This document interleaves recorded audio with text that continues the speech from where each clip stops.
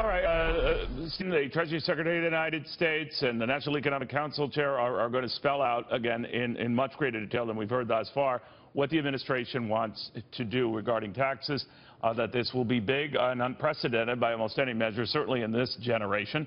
But a guy was toying with some of these same numbers that don't exactly mirror what the administration is coming up with.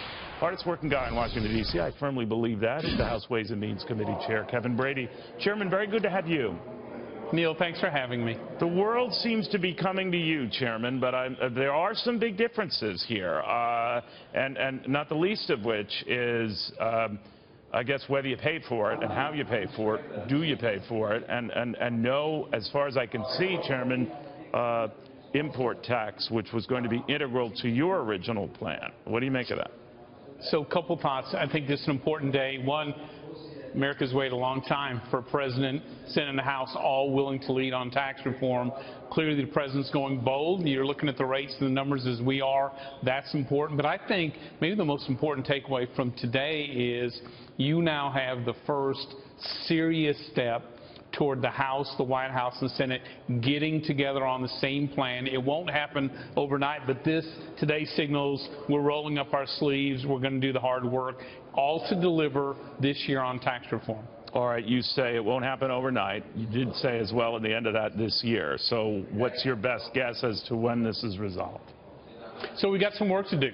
Clearly, the House has laid out a blueprint 5 years in the making. Last year, the White House has laid out their initial tax plan. Today's the key principles further refined. The Senate wants to engage in a major way. And so over the next coming weeks, or month, working with those, the House and the White House and the Senate on this important.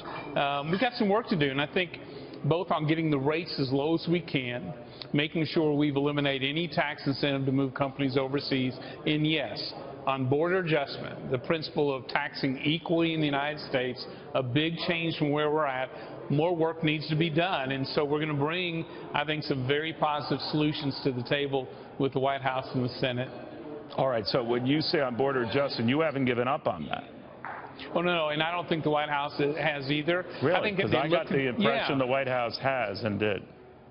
No, I don't. Okay. In fact, I think their point is very accurate, which is, the way the original proposal was laid out, it needs a lot more work. There needs to be improvements, solutions. They're willing to work with us on how to get this to the right place.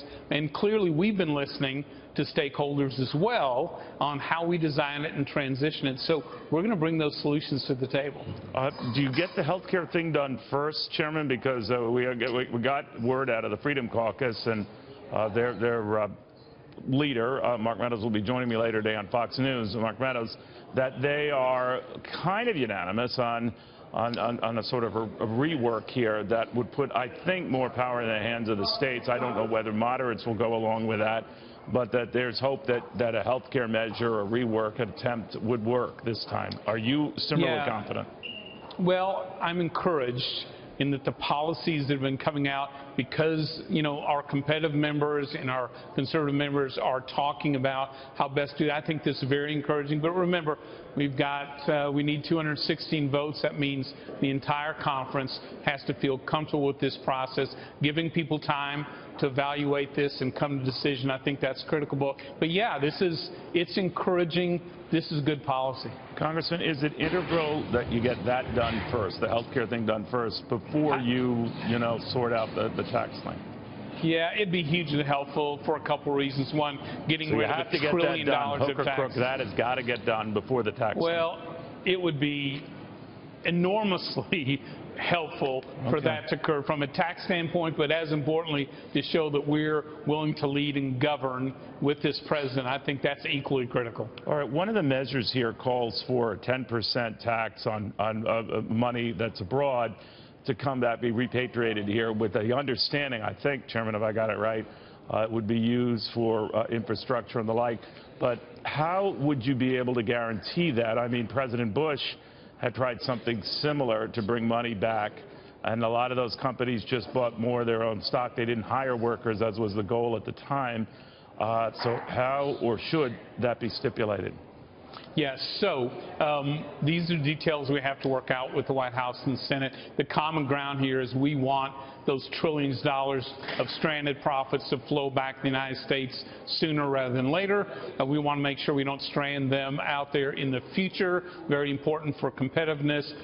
The rate and how it is used, I think, will be part of the roll-up-your-sleeves discussions we're going to have over the coming weeks. You know, these three rates, 10, 25, 35%, are you okay with those? I think your top rate is 33%. Is it likely going to be the higher rate? And when it comes to the corporate tax rate of 15%, I think you were at 20%. What do you make of these differences? Yeah, so the rates are awfully close, Neil, on the individual side, very close. On the business side, we obviously want to get the rates down as low as we can, not just for the big businesses, for the small businesses, the owner-operators as well. And so we're going to have those discussions again going forward. I continue to push in the House for us to get below 20% if it's possible and get those small business rates down as close to equal as we can. Again, we've got some work to do in both those areas. All right. I want to pass along some stuff that some sources were telling me, and if they're out to lunch and I'm misquoting them, please let me know, sir. But one had it that you were not keen out of original law coming out of the Treasury Department of a top rate of 37% and a limiting on their deductions, and that you thought it should be lower, and lo and behold, they did lower it to 35%. Any truth to that? Well, not necessarily. We're having good discussions with Secretary Mnuchin and Director Cohn. We've had a lot of them as we've worked through these top-line numbers. Here, Neil, is my sense. The White House wants to go bold. I'm going to make an argument that the greatest growth for the greatest number of years comes when tax reform is bold, it balances within the budget, counting on economic growth, and it's permanent. It's built to last, because that's where I think we get the most sustained growth. How, you know, Steve Moore has editorialized today that growth alone will be able to pay for these. Do you agree with that? Yes, so growth will go a long way toward that. No, he says fully. It will go the whole way. You don't seem to subscribe to that. Well, no, I got a chance to look at Stephen's. I'm a big admirer of his, by the way. And so I think growth goes an awful long way. How we design this to make this work. I just think at the end of the day, look, tax reform can be bold. It can leapfrog us to the top 3 lead pack, most competitive places on the planet, and help us move toward a balanced budget. Do you really think so, though, Chairman? Because, I've covered many big tax cuts, and certainly I'm a big advocate of tax cuts. I think they're the only stimulus game in town.